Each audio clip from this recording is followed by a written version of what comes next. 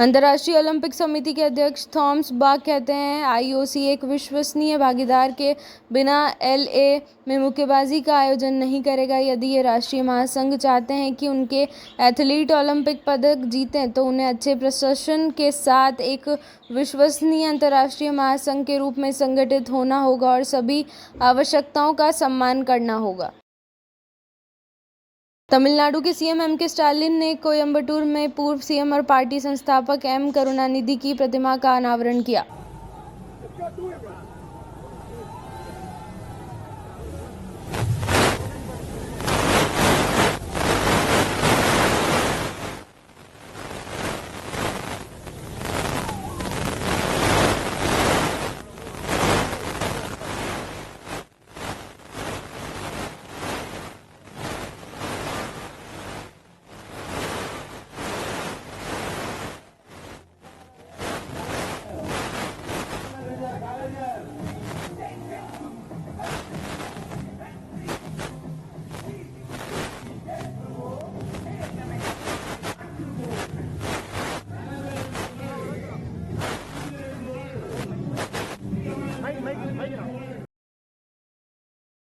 मालदीव के विदेश मंत्री मूसा जमीर ने ट्वीट किया, मालदीव की आधिकारिक यात्रा पर भारत के विदेश मंत्री डॉक्टर एस जयशंकर का स्वागत करते हुए प्रसन्नता हो रही है। मालदीव और भारत के बीच ऐतिहासिक संबंधों को और मजबूत करने के लिए सार्थक चर्चाओं की आशा है।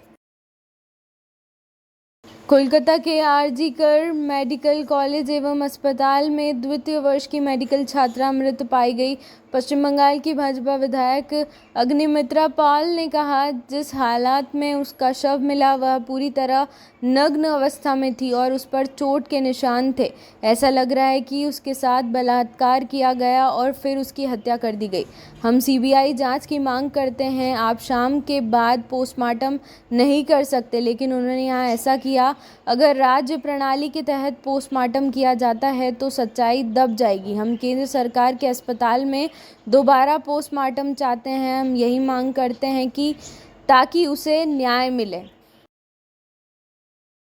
भारत के सर्वोच्च न्यायालय के न्यायाधीश न्यायमूर्ति संदीप मेहता कहते हैं, जगदीप धनखड़ ने राजस्थान उच्च न्यायालय में प्रैक्टिस करते हुए अकेले ही आपराधिक न्याय प्रणाली पर शासन किया। जो लोग नहीं जानते होंगे कि उनकी प्रैक्टिस किस तरह की थी, मैं आपको बताना चाहूँगा कि जब कॉज लिस्ट लगभग 150 की थी तो 90 मामले हमारे उपराष्ट्रपति के हुआ करते थे।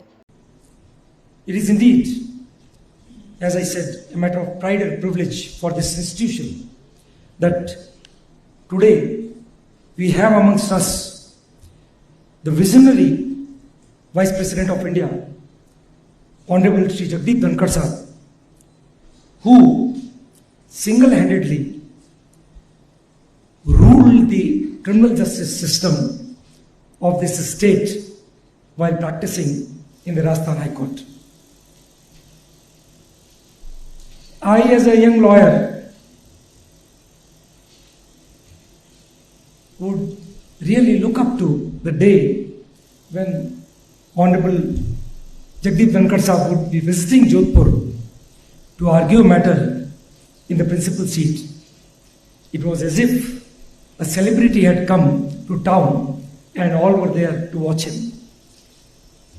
Those who may not have known what kind of practice he had, I would like to tell you that when the cause list was of about 150, 90 matters used to be of our Honorable Vice President. So, dear judicial officers, I can tell you what a significant day this is, that we have amongst us Honorable the Vice President Shri Jagdeep Dhankar Sahab to address us on this very important topic, the changing dimensions of criminal laws in the new era of criminal justice system in India. केंद्रीय team ने वायनाड में भूस्खलन प्रभावित क्षेत्रों का दौरा किया और नुकसान की सीमा का आकलन किया। टीम ने चूरनमाला और मुंडकई का दौरा किया और आपदा स्थल पर 2 घंटे बिताने के बाद वापस लौट आई। टीम ने आपदा में बचे स्थानीय लोगों से बात की। उन्होंने वायनाड के जिला कलेक्टर, केरल के पीडब्ल्यूडी और पर्यटन मंत्री के साथ साथ राज्य के वन मंत्री से भी मुलाकात की।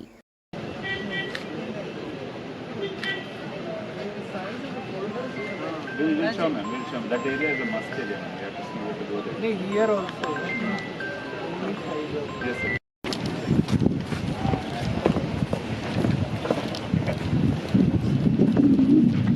Huge temple here. So everything is gone. And yeah, there was a bridge. Trees stuck to that. Oh, yeah. Yes, sir. And she has seen a tourist just passing there. Here also. There was a small tourist destination here.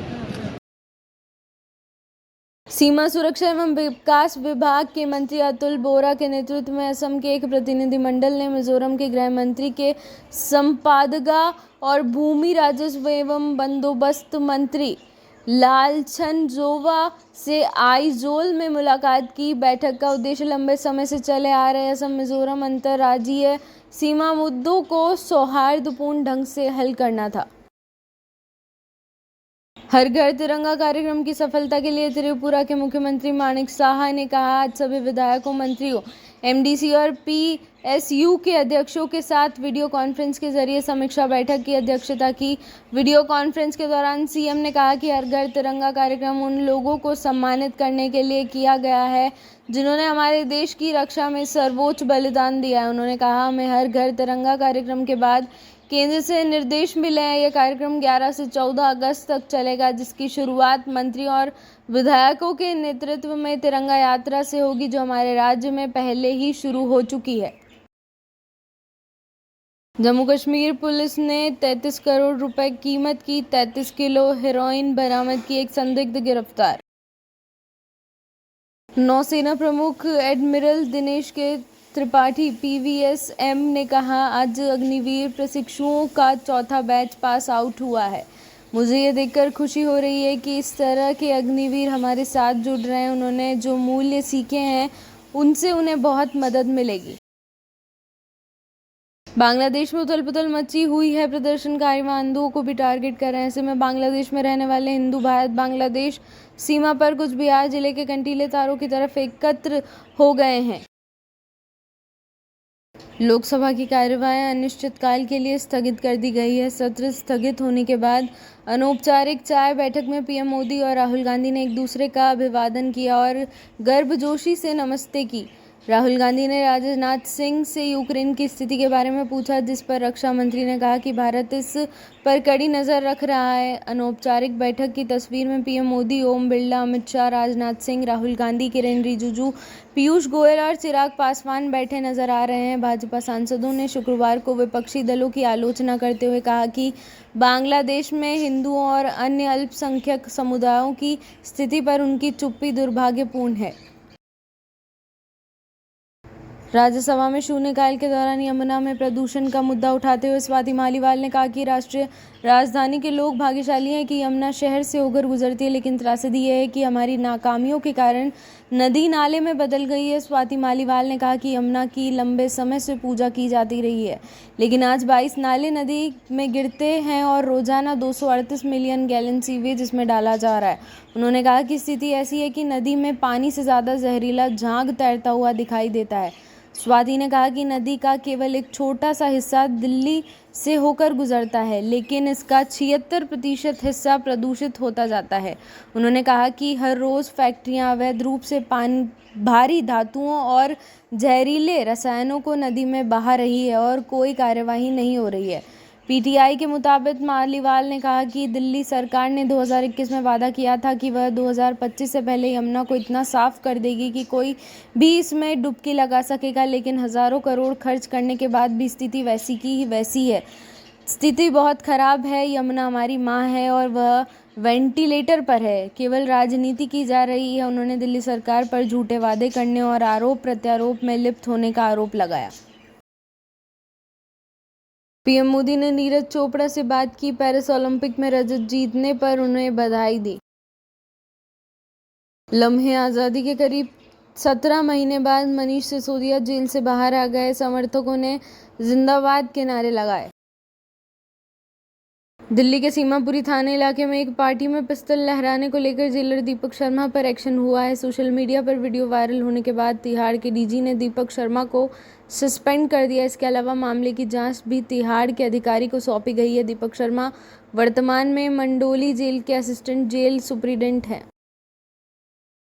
संसद में राज्यसभा की कार्यवाही के दौरान Samajwadi party की सांसद जया बच्चन ने सभापति जगदीश धनखड़ की टोन पर सवाल उठाया। जया बच्चन ने कहा कि मैं एक कलाकार हूं, बॉडी लैंग्वेज समझती हूं, एक्सप्रेशन समझती हूं। उन्होंने कहा कि मुझे माफ़ करिएगा, लेकिन आपकी टोन जो है वह ठीक नहीं है, ये स्वीकार्य नहीं है। जया बच्चन की टिप्पणी पर सभापति भड़क गए। राज्यसभा में विपक्ष ने वॉकआउट कर दिया। विपक्षी सदस्यों ने दादागिरी नहीं चलेगी के नारे लगाए।